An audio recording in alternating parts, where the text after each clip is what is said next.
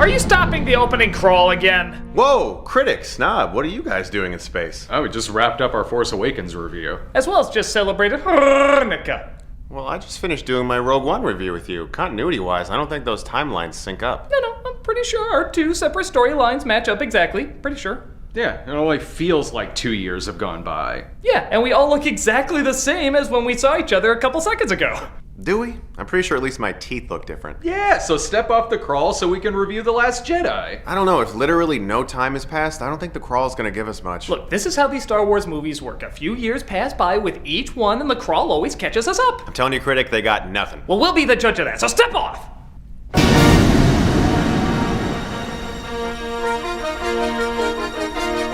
God damn it! Yeah, I'm telling you, the crawl's pointless, they got nothing.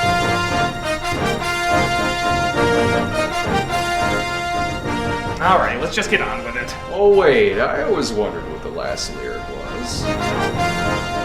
Meow, Lloyd was right! Let's just get going. Whoa. How did you guys do that? Chris, there have been huge advances in the last couple of seconds since we saw each other. The Force, space technology, appearing wherever you want, all big breakthroughs. And we have those ingenious minds to thank for it. Porgs, they're responsible for all this. What'd you think? They were just a toy ad named after Swedish chef gibberish? Shame, Stuckmann. Shame. The Porgs are the most important part of Star Wars right now. They're even more essential than the Force. I mean, I like them fine, I just didn't realize they were so interwoven into everything. They are. Extremely interwoven. Now let them continue to figure out the mysteries of the universe while we start our review. Man, I am so sorry. Again, Porgs. They'll forgive you, Stuckmann, in time. This is our review of The Last Jedi, aka A Porg's Tale. The Last Jedi is episode 8 of the Star Wars Whatever G. It was highly anticipated, obviously, but also carried a lot of concern.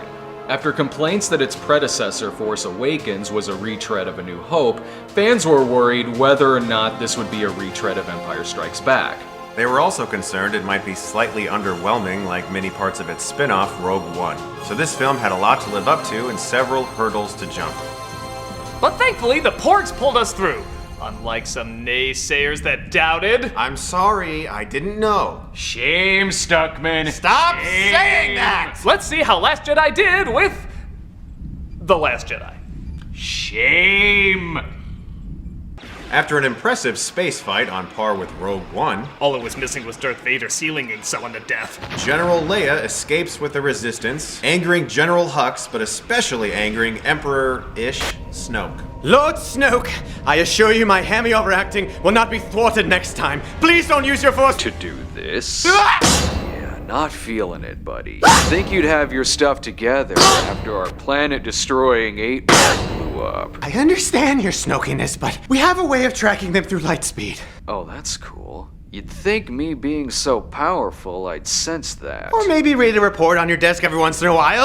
No, I got apprentice shit to do. Speaking of, where's that douchebag from Girls?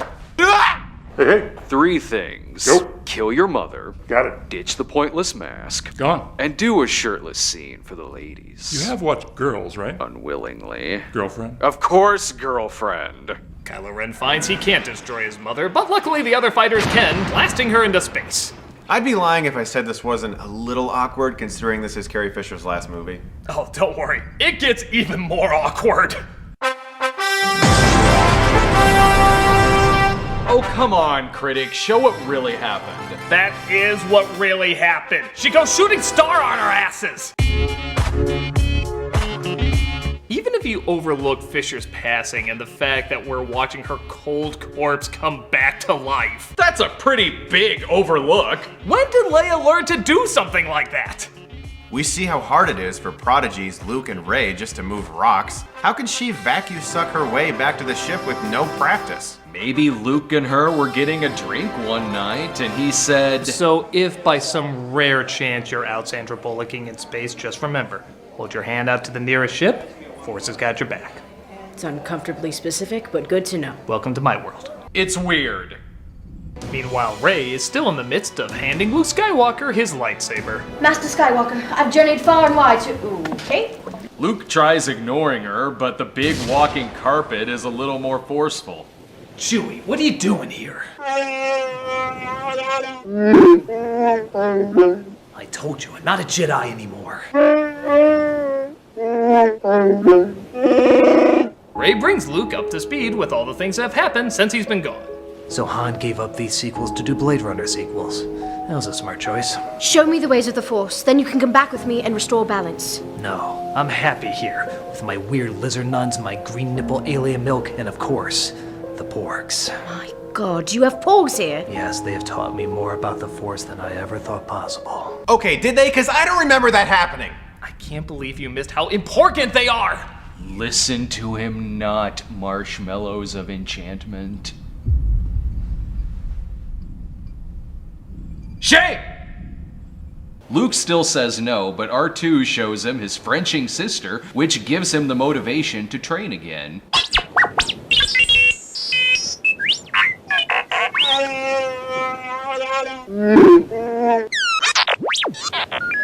Meanwhile, Hux is still chasing down Leia's ship, but due to some confusing techno jargon, they can't defeat them yet. Tell me again why we're not firing at them! They're too out of range.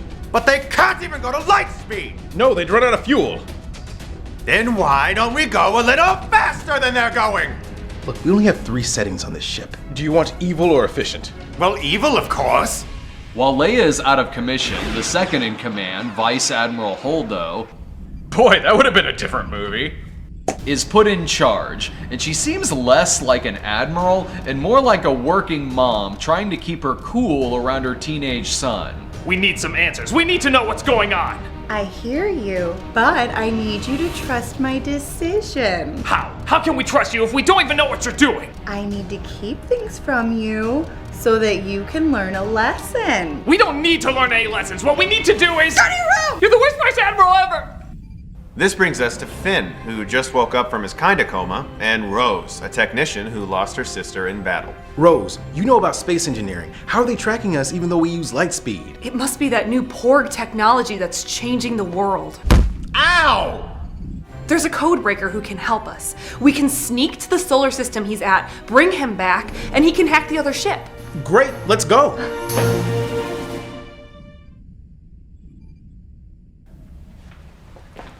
You coming? We're good. All fine. Thanks, though. Are you sure? It's really exciting. Yeah, we got space horses and everything. Probably not as exciting as you'd expect. Yeah, I'm getting a side quest filler vibe. Tell us how it went, though. Come on. No, wait, we don't need to. Please go back to Luke and Rey. I really don't want to do it. All right, let's talk about this scene.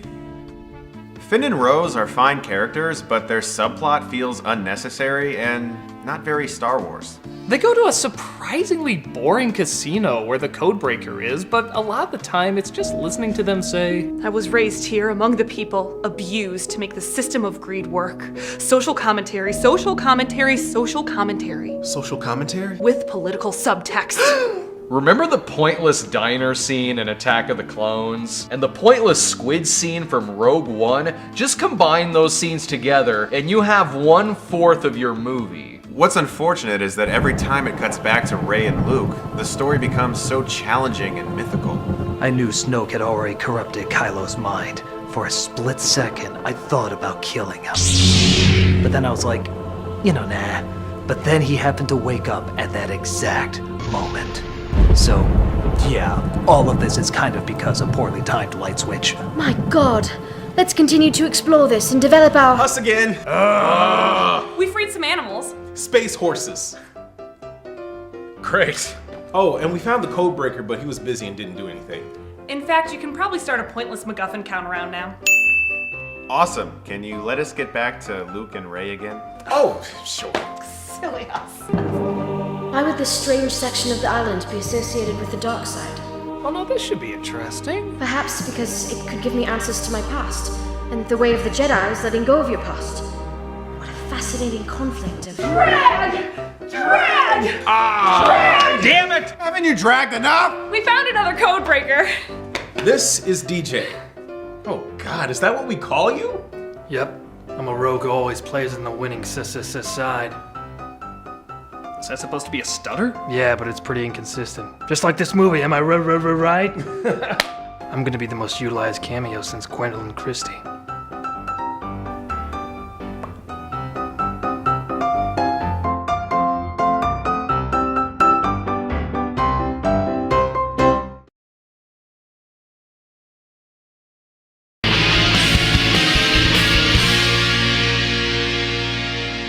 Rey decides to go to Kylo Ren because she feels there's still good in him, while Luke is thinking about burning what's left of the Jedi text.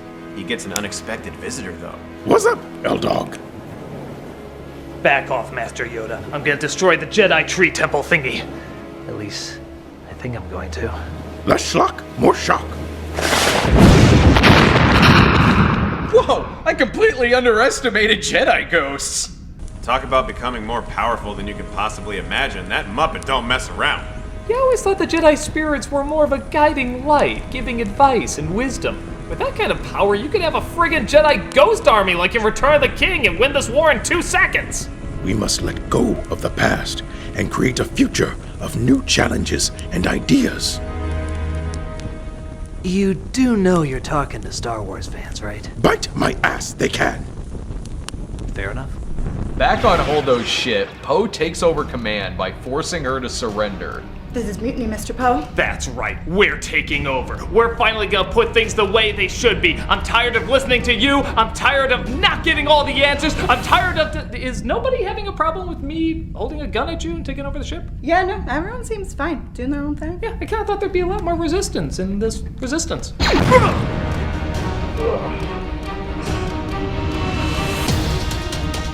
General Leia? Well done, Holdo. You got us to the planet where we can evacuate our fleet. Wait, so this was all part of your plan? Yep. Well, why didn't you just tell us before? Well, like I said before, to teach you a lesson. What, not telling anyone the plan and risking a mutiny that literally just happened? Well...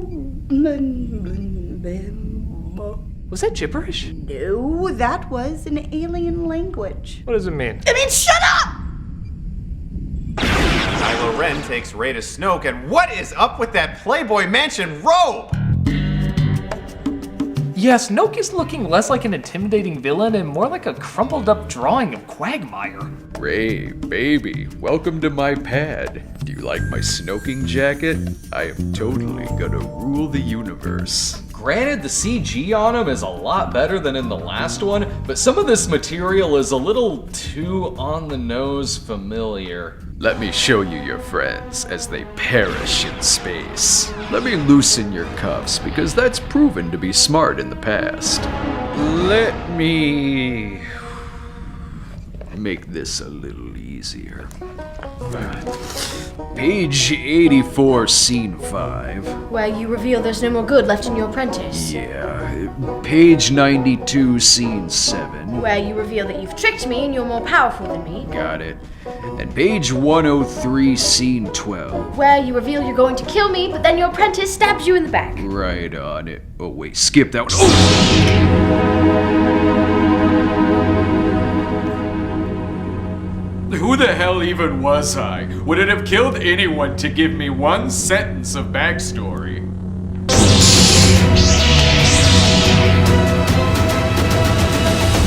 Oh my god, Frank! It's like the second time we let the leader of the dark side get killed. I'm beginning to think the Red Guards are cursed.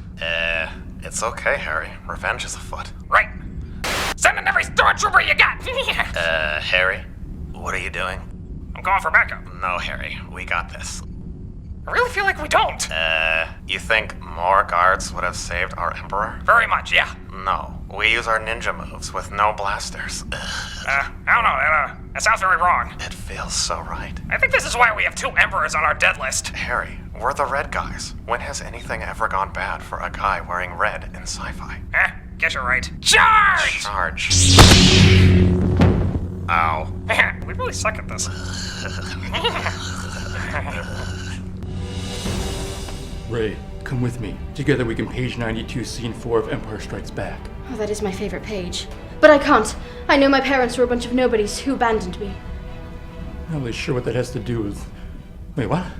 Hang on, if her parents are nobody, why was the last movie building it up like they were somebody? MacGuffin number 2! Oh. What a twist, I guess. Speaking of weird surprises, after it's revealed that DJ switched sides, Traitor. MacGuffin number 3! Yeah, great. BB-8 saves the day by gunning down everyone operating a killer robot. BB-8 weirdly has a body count.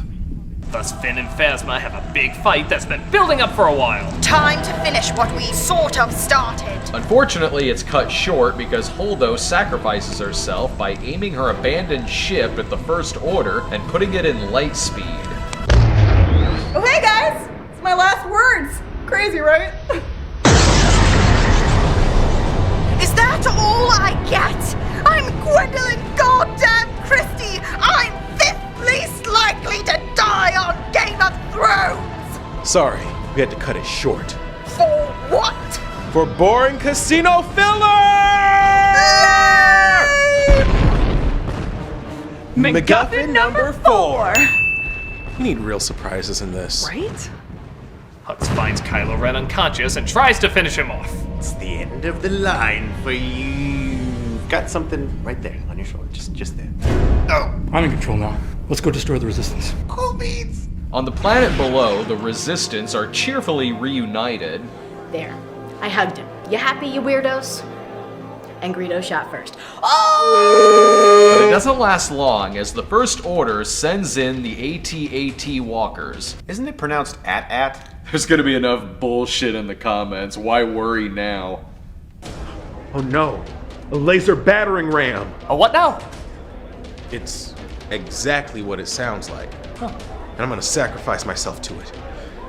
Yeah, I guess it did kind of explain itself. Finn tries to sacrifice himself to destroy the laser, but Rose stops him at the last minute. Rose! Why'd you do it, Rose? It's not about fighting the things we hate. It's about saving the things we love.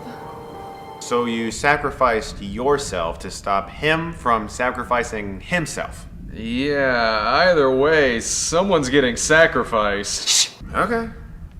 Save the things we love, Finn. Now take my middle school kiss!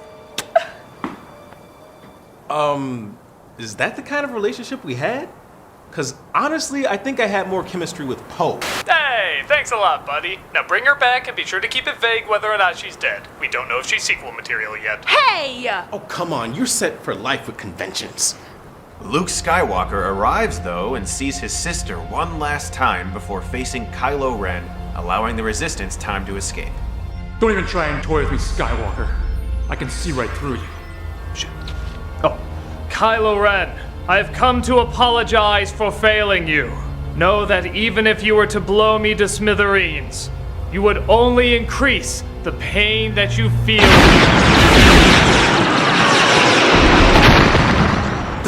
Look! Operation Blow Him to Smithereens was a smashing success! You could even ask him yourself! Ah!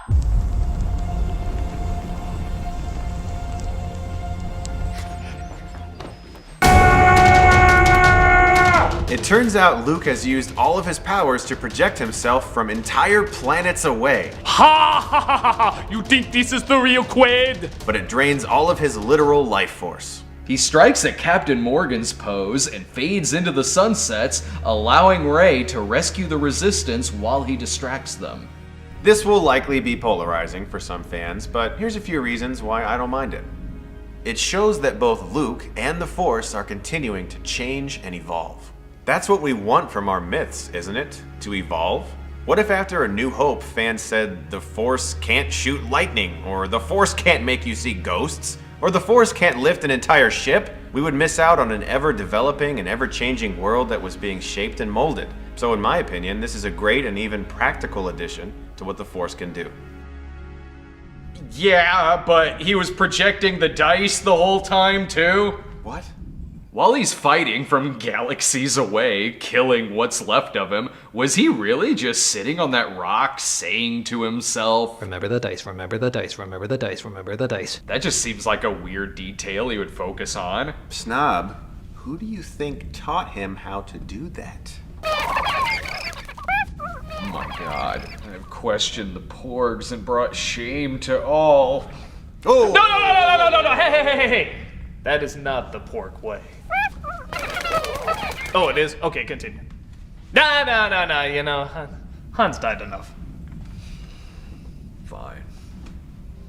Finally, we see one of the abused kids from the casino look out into the stars, imagining all that the future holds for him. And yes, he even appears to be Force sensitive. Last Jedi my ass. This movie should have been called Gotcha. It's like totally gonna be more Jedi. And that was the latest Star Wars movie. How was it? Amazing! Except when it was kinda dumb. The more I think back to it, the more I do find things wrong with it, but at the same time, the more I think back to it, the more I don't care. Because I'm so distracted by how visually grand and emotionally breathtaking the other scenes are. It has flaws, certainly, and for some they might be too distracting, but it still feels like Star Wars. Even though it's not going in a completely different direction, it's still going in a direction that's different enough to be entertaining.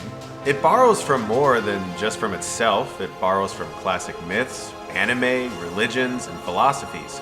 It still knows how to keep us talking and asking questions, looking for deeper meanings, which is what any timeless myth should do. And I'm still looking forward to seeing what's going to happen next in a galaxy far, far away. And after all this, I just gotta say, thank you, Porgs, for making this all possible. Okay, seriously, I did not like those things. Same. Alright, but who's gonna fly the ship? Come on, how hard could it be? So I'll see you in Mexico? Yeah. See you there.